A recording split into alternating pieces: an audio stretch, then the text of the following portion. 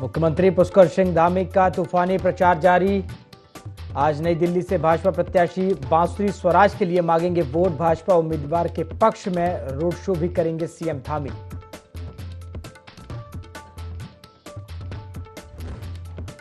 बुद्ध पूर्णिमा पर लोग कर रहे गंगा स्नान। हर की पौड़ी पर श्रद्धालुओं की भारी भीड़। पुलिस प्रशासन ने किए सुरक्षा के पुख्ता इंतजाम। 7 जोन और 19 सेक्टर में बांटा गया मेला क्षेत्र।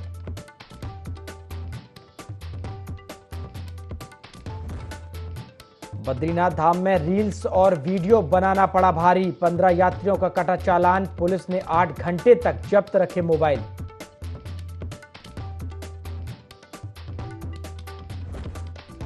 ऋषिकेश एम्स में पुलिस का हैरत अंगेज कारनामा। वार्ड के अंदर गाड़ी से लेकर घुसी पुलिस। मरीजों में मचा हड़कंप। छेड़छाड़ के आरोपी को पकड़ने गई थी पुलिस।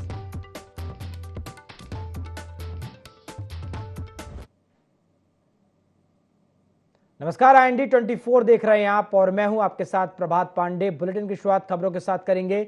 मुख्यमंत्री पुष्कर सिंह धामी के निर्देश पर राज्य में पिरूल लाओ पैसे पाओ मिशन को शुरू कर दिया गया है, जिसके तहत पिरूल कलेक्शन सेंटर पर 50 रुपए प्रति किलो की दर से पिरूल खरीदे जाएंगे, जबकि इससे पहले पिरूल की कीमत काफी कम थी।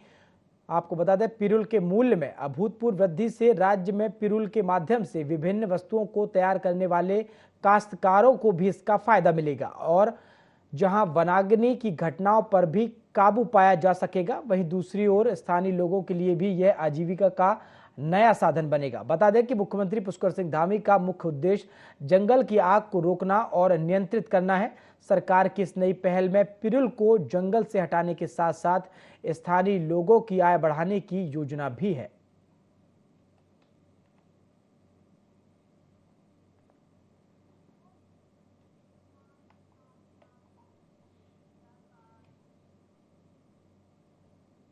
चारधाम यात्रा को लेकर उत्तराखंड की मुख्य सचिव राधा रतूड़ी ने दावा किया है कि यात्रा में सभी व्यवस्थाएं अच्छी तरह से चल रही हैं।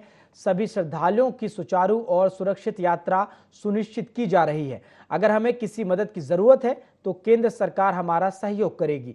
राधा रतूड़ी ने यह भी कहा कि ITBP NDRF के अतिरिक्त बल यहां पर है और इनका उपयोग यात्रियों की भीड़ प्रबंधन के लिए किया जा सकता है। उन्होंने कहा कि 5 राज्य जहां से सबसे ज्यादा तीर्थयात्री आते हैं, उनके मुख्य सचिवों से बात की गई है। उनसे कहा गया है कि तीर्थयात्रियों को उसी तिथि पर पंजीकरण कराकर आना चाहिए जिस दिन उनका पंजीकरण हुआ है।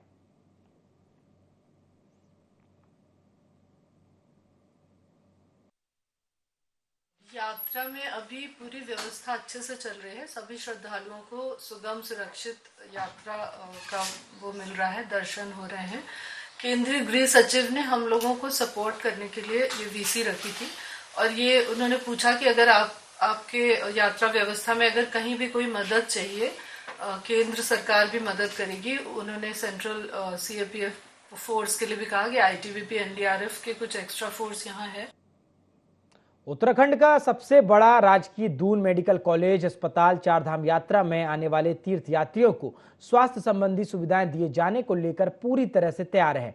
हालांकि चारधाम यात्रा मार्ग पर पड़ने वाले ऋषिकेश एम्स और श्रीनगर मेडिकल कॉलेज में सरकार ने यात्रियों के लिए सभी मेडिकल व्यवस्थाएं की हैं। वहीं किसी भी परिस्थिति से निपटने के लिए दून मेडिकल कॉलेज चिकित्सालय ने भी अपनी ओर से तमाम व्यवस्थाएं भी की हैं। दून अस्पताल के CMS डॉक्टर अनुराग अग्रवाल ने बताया कि चारधाम यात्रा में आने वाले यात्रियों के इलाज के लिए उन्हें मेडिकल कॉलेज अस्पताल लाया जाएगा।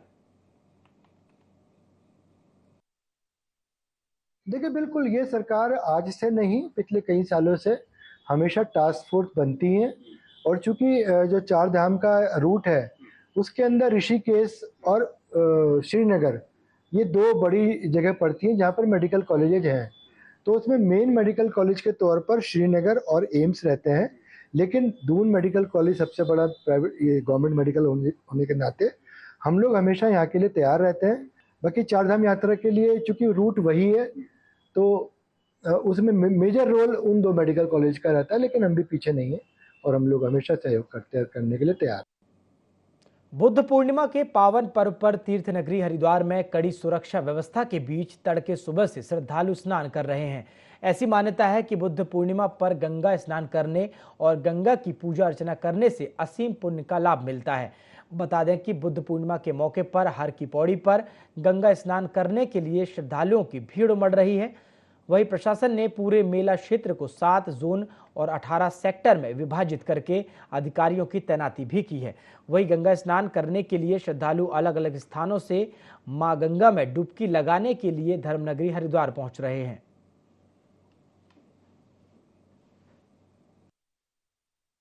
बुद्ध पूर्णिमा का स्नान का अपना महात्म्य है, इसीलिए इस दिन देश भर के श्रद्धालु यहाँ आके स्नान करते हैं। 7 जोन में बांटा और 19 सेक्टर में डिवाइड किया गया है ताकि जो भी पार्किंग है, स्नान घाट है, सब जगह हमारी ड्यूटियाँ लगी है और जो श्रद्धालु आएंगे वो समय से अपने नहा के और चले जाएंगे ताकि घाट की व्यवस्था बनी रही है। यहाँ हर कोई श्रद्धालु स्नान करना चाहता है तो इसीलिए सबको आने दिया जा रहा है और स्नान करके तत्काल उनको बाहर आने के लिए ताकि अन्य लोग भी वहाँ स्नान कर सकें। उत्तराखंड में चारधाम यात्रा में श्रद्धालुओं का जनसैलाब उमड़ रहा है। शुरुआती दिनों में ही रिकॉर्ड तोड़ श्रद्धालु चारों धामों में पहुंच रहे हैं, लेकिन इसी के साथ ही चारधाम यात्रा की व्यवस्थाओं को लेकर सियासत थमने का नाम नहीं ले रही। इस बार भाजपा के वरिष्ठ नेता और उत्तराखंड के पूर्व मुख्यमंत्री त्रिवेंद्र सिंह रावत अपनी ही सरकार को घेरते हुए दिखाई दिए। देखिए ये खास रिपोर्ट। उत्तराखंड में चारधाम यात्रा की शुरुआत से ही व्यवस्थाओं की पोल खुलती नजर आई। इस बार चारधाम यात्रा में कई अव्यवस्थाएं देखने को मिली, लेकिन इन व्यवस्थाओं के बिगड़ने के कई कारण सरकार बता रही है, जिसमें कि भीड़ को भी एक कारण बताया जा रहा है। दरअसल बीते दिनों कैबिनेट मंत्री प्रेमचंद्र अग्रवाल ने एक बयान दिया था जिसमें उन्होंने कहा था कि आचार संहिता की वजह से यात्रा की तैयारी में चूक हो गई। नहीं, आचार संहिता एक बाधा तो बना है। देखिए, मैं फिर कह रहा हूँ कि 19 अप्रैल को हमारे यहाँ चुनाव पहले फेज में हो गए, यानी कि लगभग 1 महीना आज हो गया। उसके बावजूद अभी हमें काम करने में दिक्कतें आ रही है, हमें चुनाव आयोग की तरफ देखना पड़ रहा है। तो इन चीजों में थोड़ा सा चुनाव आयोग को हमारा तो आग्रह है उनसे कि इस पे थोड़ा सा वो शिथिलता बरते ताकि इन पे हम लोग काम तेजी से कर सकें। चारधाम यात्रा में बिगड़ी व्यवस्थाओं को लेकर पूर्व सीएम त्रिवेंद्र सिंह रावत ने सवाल खड़े किए हैं। पूर्व सीएम त्रिवेंद्र सिंह रावत ने अपनी ही सरकार पर सवाल खड़े करते हुए कहा कि उत्तराखंड में 19 अप्रैल को मतदान संपन्न हो गया था और चारधाम यात्रा बाद में शुरू हुई, लेकिन प्रशासन अपनी नाकामी और बेवकूफी छुपाने के लिए इस तरह की बात कर रहा है। देखिए, चुनाव में भी एक थोड़ा बहुत फोर्स हमारी लगती है, लेकिन चुनाव तो यहाँ 19 अप्रैल को संपन्न हो गए, यात्रा कब प्रारंभ हुई? तो ये प्रशासन अपनी नाकामयाबी, अपनी बेवकूफ़ी छुपाने के लिए इस तरह की बात करती है। प्रशासन के लोगों के मुंह से इस तरह की बातें शोभा नहीं देती। चारधाम यात्रा में जहां एक तरफ लाखों की संख्या में श्रद्धालु दर्शन कर रहे हैं, तो वहीं भारी भीड़ ने शासन प्रशासन के पूरे सिस्टम को हिला दिया है। आलम यह है कि श्रद्धालु बिना दर्शन किए वापस घर लौट रहे हैं, तो ऑफलाइन पंजीकरण बंद होने से कई तीर्थयात्री ऋषिकेश रुके हैं। ऐसे में कांग्रेस पार्टी भी सरकार पर यात्रा की अव्यवस्थाओं को लेकर जमकर हमलावर है। कांग्रेस प्रदेश प्रवक्ता शीशपाल बिष्ट का कहना है कि चारधाम यात्रा में लगातार अव्यवस्थाएं सामने आ रही है, लेकिन मंत्री अपनी नाकामी छुपाने के लिए बहानेबाजी कर रहे हैं। पूर्व सीएम त्रिवेंद्र ने भी चारधाम यात्रा को लेकर वाजिब सवाल खड़े किए हैं। आखिर प्रशासन कहां सोया हुआ था, समय पर तैयारी क्यों नहीं की गई? चारधाम यात्रा में जितनी भी अव्यवस्थाएं आपको दिखाई दे रही हैं या निकायों में के चुनाव में जो भी देरी हो रही है, मंत्री जो है अपनी नाकामी छुपाने के लिए जो है बहानेबाजी कर रहे हैं। और पूर्व मुख्यमंत्री त्रिवेंद्र सिंह रावत जी ने भी जो है वाजिब सवाल खड़े किए हैं कि आखिर जो है प्रशासन कहाँ सोया हुआ था, समय पर जो है वो तैयारी क्यों नहीं कर रहा था। जब इनको तैयारी करनी होती है तब तो जो है अधिकारी एसी कमरों में सोए हुए हैं। अगर पूर्व मुख्यमंत्री इतना बड़ा बयान दे रहे हैं तो निश्चित तौर पर ये सरकार के लिए शर्मनाक है और सरकार की कार्यप्रणाली पर बहुत बड़ा प्रश्न चिन्ह है। चारधाम यात्रा शुरू होने के बाद से अब तक व्यवस्थाओं के मोर्चे पर सरकार लगातार सवालों के घेरे में है। यात्रा मार्गों पर अव्यवस्थाओं को लेकर जहां एक तरफ आम श्रद्धालुओं में नाराजगी देखी जा रही है, तो वहीं कांग्रेस भी धामी सरकार पर तमाम आरोप लगा रही है।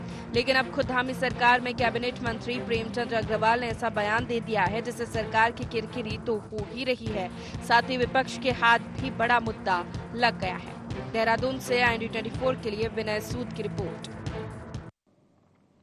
भाजपा ओबीसी मोर्चा प्रदेश अध्यक्ष राकेश गिरी व प्रदेश महामंत्री नेत्रपाल मौर्य आदि कैलाश यात्रा से लौटते समय लोहाघाट पहुंचे। लोहाघाट पहुंचने पर भाजपा ओबीसी मोर्चा प्रदेश उपाध्यक्ष गोविंद वर्मा के नेतृत्व में भाजपा पदाधिकारियों व कार्यकर्ताओं ने उनका जोरदार स्वागत किया।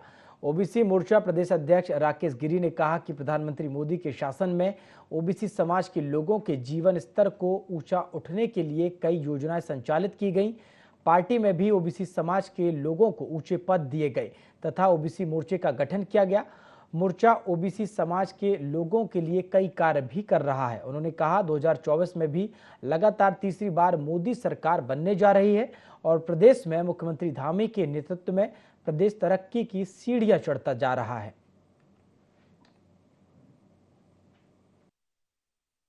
और हमारे देश के प्रधानमंत्री आदरणीय नरेंद्र मोदी जी ने इस समाज को दिया है। ओबीसी आयोग का गठन करके ओबीसी समाज का सम्मान, ओबीसी समाज में जितने भी समाज रहते हैं उनके बच्चों के लिए, जो गरीब है हमारे, 27% आरक्षण का काम किया है, तो नरेंद्र मोदी जी की सरकार ने किया है। और ओबीसी समाज का जो उत्थान हो रहा है वो भाजपा में ही और नरेंद्र मोदी जी कर रहे हैं। 4 जून को हम बहुत बहुमत से सरकार हम बना रहे हैं। 400 पार का जो नारा है उसको हम सफल हो गए और देश के यशस्वी प्रधानमंत्री आदरणीय नरेंद्र मोदी तीसरी बार देश की कमान संभालेंगे। शिक्षा विभाग में फर्जी प्रमाण पत्रों के आधार पर ट्रांसफर रुकवाने को लेकर राजकीय शिक्षक संगठन पर दबाव बनाते हुए एसआईटी जांच करने की मांग की गई है। शिक्षा महानिदेशक बंशीधर तिवारी का कहना है कि अभी तक कोई ऐसा मामला उनके संज्ञान में नहीं आया, लेकिन मेडिकल चिकित्सा बोर्ड के आधार पर ही सर्टिफिकेट दिए जाते हैं। यदि कोई ऐसा मामला संज्ञान में आया तो उसके खिलाफ जांच की जाएगी। वहीं राजकीय शिक्षक संगठन के अध्यक्ष राम सिंह चौहान का कहना है कि अभी तक उन्हें किसी भी शिक्षक के द्वारा कोई ऐसा प्रमाण नहीं दिया गया है जिसने फर्जी सर्टिफिकेट के आधार पर ट्रांसफर रुकवाने का काम करा हो। यदि फर्जी प्रमाण के साथ कोई शिक्षक इसके सबूत देता है तो संगठन सरकार के साथ शिक्षा विभाग से भी ऐसे शिक्षकों के खिलाफ कार्रवाई की मांग करेगा।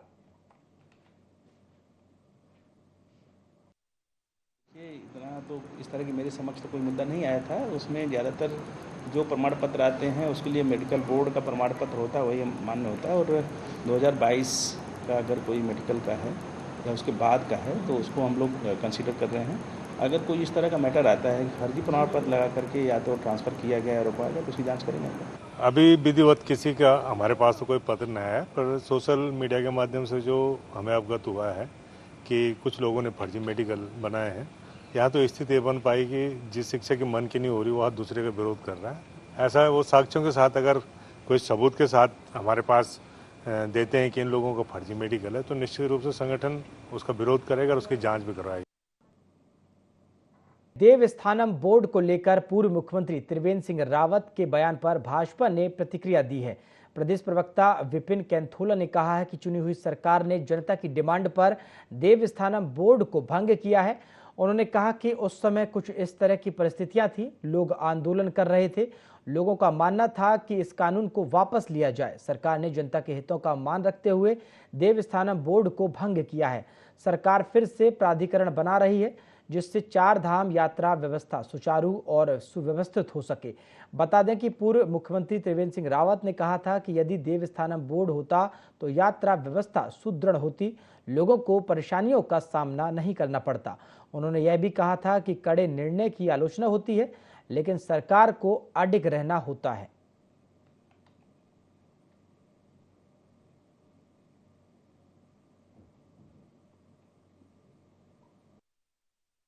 भारतीय जनता पार्टी की सरकार जो है वो जनता द्वारा चुनी हुई सरकार और जनता के हितों का और जनता के जो विचार है उनका सम्मान करना हमारी सरकार का काम है।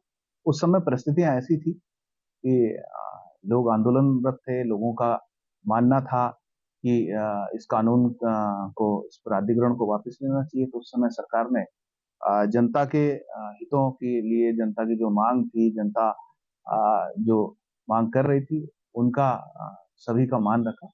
और अभी जिस प्रकार से चीजें हो रही हैं प्राधिकरण को लेकर के मुख्यमंत्री जी ने भी कहा है सभी से बात करके, अड्डा पुरोहितों से, जो हितधारक हैं, सभी से बात करके आगे का निर्णय भी लेंगे और बेहद और सुखद निर्णय लेंगे। मौसम विज्ञान केंद्र देहरादून के निदेशक डॉक्टर विक्रम सिंह ने प्रदेश के 5 जनपदों में बारिश का अनुमान जताया है। उन्होंने बताया कि उत्तरकाशी, चमोली, पिथौरागढ़, रुद्रप्रयाग और बागेश्वर में हल्की से मध्यम बारिश हो सकती है, जबकि 26 मई के बाद अधिकांश क्षेत्रों में बारिश देखने को मिलेगी। वहीं उन्होंने बताया कि चारधाम में भी आने वाले 3 से 4 दिनों तक हल्की बारिश की संभावना है।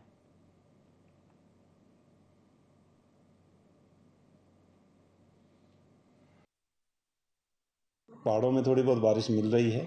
अंदर के डिस्ट्रिक्ट में अगर आज भी और कल भी मैं बात करूं, उत्तरकाशी, चमोली, पिथौरागढ़, रुद्रप्रयाग, बागेश्वर की बात करें तो इसमें हल्की मध्यम बारिश जो कहीं कहीं पर या कुछ जगहों तक में वो मिल जाएगी।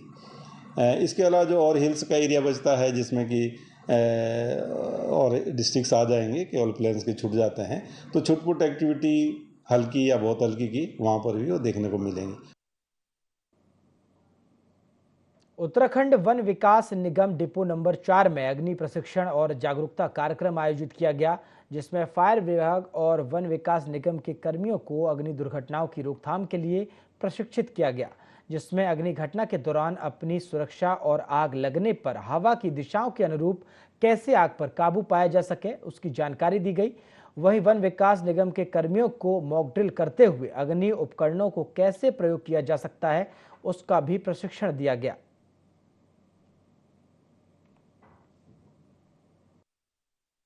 सभी डिपो के कर्मचारियों को, अधिकारियों को प्रशिक्षण दिया और इसमें किस तरह से उनको फायर एक्सटिंग्विशर का यूज करना है मौके पर आग लगने पर, उसका प्रशिक्षण दिया गया है। और इससे पहले हमने पूरी फायर कंट्रोलिंग कैसे करनी है वो पहले से निर्देश दिए जा रहे हैं और करवाए जा रहे हैं, इसीलिए आज तक अग्नि से इसको सुरक्षित रखा जा सका है। आगे 1 महीना और चैलेंजिंग है, उसके लिए भी सारी तैयारियां की जा रही हैं। उसी का एक पार्ट था कि आज ये प्रशिक्षण इनको दिया गया। अगर उस मानव भूल को हम सुधारने की कोशिश कर लें तो हम आग को कहीं से कहीं हम कम कर सकते हैं। संपदा जो है हमारी, उसको बचाने में बहुत बड़ा योगदान हो सकता है।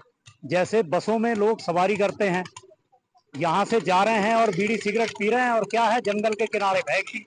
जंगल के किनारे फेंकने से क्या है, वो धीरे धीरे आग जो है एक विकराल रूप धारण कर लेती है, जिससे जो है जंगल को आग लग जाती है, आग पकड़ लेती है। हरिद्वार में बुद्ध पूर्णिमा के अवसर पर बड़ी संख्या में श्रद्धालु गंगा स्नान करने पहुंचे, जहां पुलिस प्रशासन की ओर से सुरक्षा के पुख्ता इंतजाम किए गए हैं। बुद्ध पूर्णिमा पर गंगा स्नान और मां गंगा की पूजा अर्चना करने से असीम पुण्य की प्राप्ति होती है। मान्यता है कि आज ही के दिन भगवान बुद्ध के रूप में भगवान विष्णु ने धरती पर अवतार लिया था। भगवान को ज्ञान प्राप्त हुआ। इस दिन भगवान कृष्ण ने सुदामा को विनायक उपवास रखने के महत्व को भी बताया। स्नान को लेकर पुलिस सुरक्षा के कड़े प्रबंध किए गए।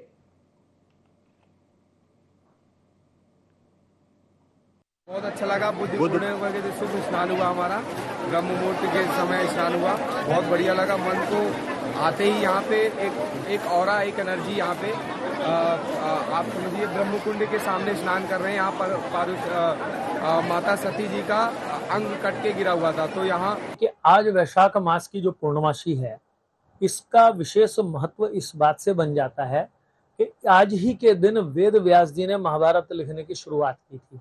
आज ही के दिन भगवान नारायण के और लक्ष्मी जी के पूजन का महत्व बढ़ जाता है। उपवास करने के पश्चात जो आज गंगा में स्नान करे, जो सप्तपुरियां हैं उन नदियों में स्नान करें और जो कुंभ क्षेत्र है उनमें स्नान करें, तो व्यक्ति को साक्षात नारायण के समान हो जाने का आशीर्वाद मिलता है। आज ही का दिन है, जिसलिए वैशाख पूर्णिमा को बुद्ध पूर्णिमा भी कहते हैं। आज बुद्ध के जीवन के 3 महत्वपूर्ण कार्य आज ही वैशाख पूर्णमासी को हुए थे। 7 जोन और 19 सेक्टर में बांटा गया है। हमारे यहाँ पे ओवरऑल इंचार्ज हमारे एसपी सिटी हैं और उनके अंडर काफ़ी पुलिस उपाध्यक्ष है, सीओज हैं, फिर इंस्पेक्टर, सब इंस्पेक्टर है और बाकी फोर्स है। तो सभी को अलग अलग जगह ड्यूटी दी गई है। ट्रैफिक डाइवर्जन के लिए भी अलग प्लान बनाया गया है, पार्किंग व्यवस्था की गई है और ओवरऑल सादा वस्त्रों में भी हमारे लोग हैं, ताकि किसी भी तरह से यात्रियों को और श्रद्धालुओं को कोई परेशानी। प्रदेश में जोरों शोरों से चारधाम यात्रा चल रही है, जिसमें बड़ी संख्या में श्रद्धालु पहुंच रहे हैं। इसी कड़ी में अब हेमकुंड साहिब यात्रा भी शुरू होने वाली है। ऐसे में राज्यपाल लेफ्टिनेंट जनरल गुरमीत सिंह ने ऋषिकेश में श्री हेमकुंड साहिब यात्रा 2024 के लिए तीर्थयात्रियों के पहले जत्थे को हरी झंडी दिखाई। बता दें कि उत्तराखंड के 5वें धाम के रूप में प्रसिद्ध सिखों के पवित्र धार्मिक स्थल श्री हेमकुंड साहिब की यात्रा भी 25 मई से शुरू होने जा रही है। हेमकुंड साहिब के लिए सिख श्रद्धालुओं का पहला जत्था बुधवार को ऋषिकेश के लक्ष्मण झूला रोड स्थित गुरुद्वारा पंच प्यारे की उपस्थिति में रवाना हुआ। पहले जत्थे में करीब 250 से अधिक यात्री शामिल हुए।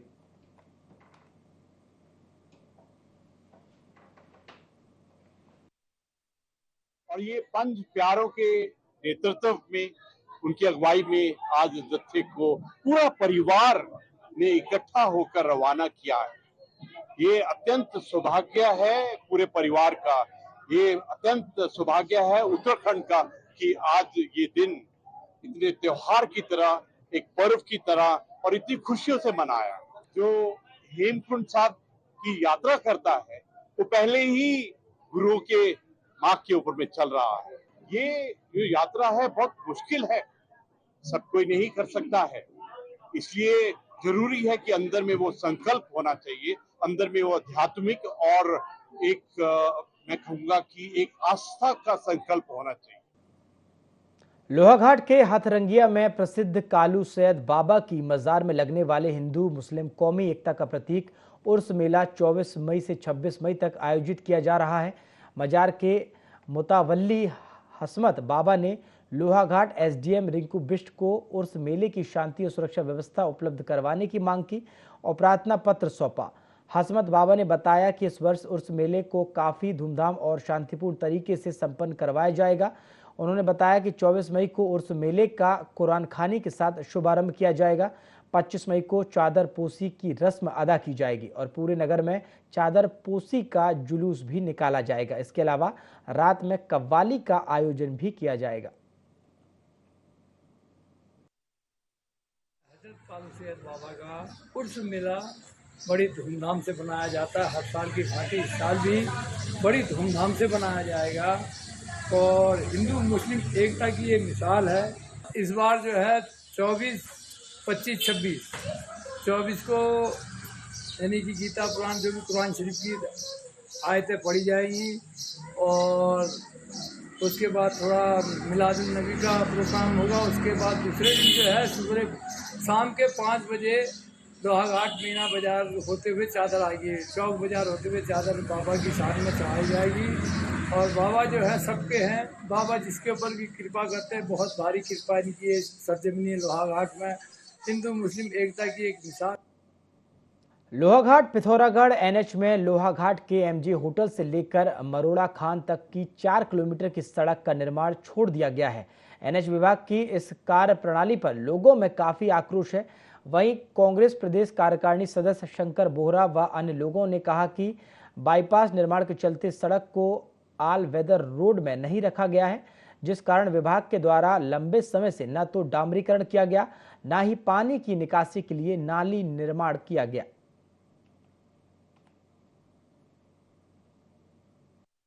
ये लग रहा है मैं कल ही उस रास्ते से जो गया हूँ, उस सड़क से गया हूँ, उसमें मेरे को एनएच का जैसा तो कहीं से कहीं तक कुछ जो है दिख ही नहीं रहा है एनएच का। तो जिस तरह मैं गुजरा और बारिश की उसमें बहुत ही लंबा जो है तालाब सरोवर बना हुआ था, और उसमें मैं कह रहा हूँ कि तो वाहन पलटने से बच गया। लेकिन जो है ये कितनी लापरवाह बात है। मैं जो है कर्मचारियों से भी हमारा आग्रह है और सरकार से भी आग्रह, या तो उसको मेरे को लगता है एनएच का दर्जा नहीं दिया है, या यदि दिया गया है तो इतनी लापरवाही जो है ये अपने आप में जो है विभाग की जो है एक लापरवाही जो है मानी जाएगी। इससे कल के दिन में आने वाले समय में जो कई घटनाएं भी होंगी और उस पर काम करना चाहिए। पौड़ी के बेंजरो क्षेत्र में तेज बारिश से भारी नुकसान हुआ है। स्टेट हाईवे की 30 मीटर सड़क वॉश आउट हो गई, तो वहीं कई खेतों की मिट्टी पानी में बह गई। कुड़जोली, गुड़ियल खील, फरसवाड़ी और सुखई गांव में बारिश से भारी नुकसान का आकलन किया जाएगा। इसके लिए तहसील प्रशासन, स्वास्थ्य और आपदा प्रबंधन विभाग की टीम रवाना हो गई है। गनीमत रही कि जनहानि की कोई खबर नहीं है। प्रशासन की ओर से प्रभावित ग्रामीणों के ठहरने के लिए उचित व्यवस्था की जा रही है। वहीं फूड पैकेट और राहत सामग्री भी प्रभावित गांवों तक पहुंचाई जा रही है। जिला प्रशासन हर संभव मदद ग्रामीणों तक पहुंचाने में लगा है। अचानक से जो अतिवृष्टि हुई है बैजरों के आसपास के इलाके में, तो 4 गांवों में कुछ क्षतियों की सूचना है। यहाँ पे जो हमारा स्टेट हाईवे है 32, उसके किलोमीटर 10 to 11 में भी 30 मीटर का स्ट्रेच जो है वो बह गया है। तो इस संबंध में एसडीएम को, एक्सीएन, पीडब्ल्यूडी, साथ ही जो आपके यूपीसीएल के एक्सीएन है जल संस्थान, और सीएमओ और डीएसओ को निर्देशित किया गया और तत्काल इसमें जो भी राहत संबंधी कार्रवाई की जानी उस पूरे इलाके में वो करने के लिए उन्हें निर्देशित किया गया। और अभी तक किसी भी किस्म की जनहानि की कोई सूचना नहीं है। कुछ सामान्य क्षतियाँ हैं तो उन्हीं के अकॉर्डिंगली आवश्यक कार्रवाई की। बुलेटिन में फिलहाल इतना ही। देश और दुनिया की तमाम खबरों के लिए आप देखते रहिए IND 24। नमस्कार।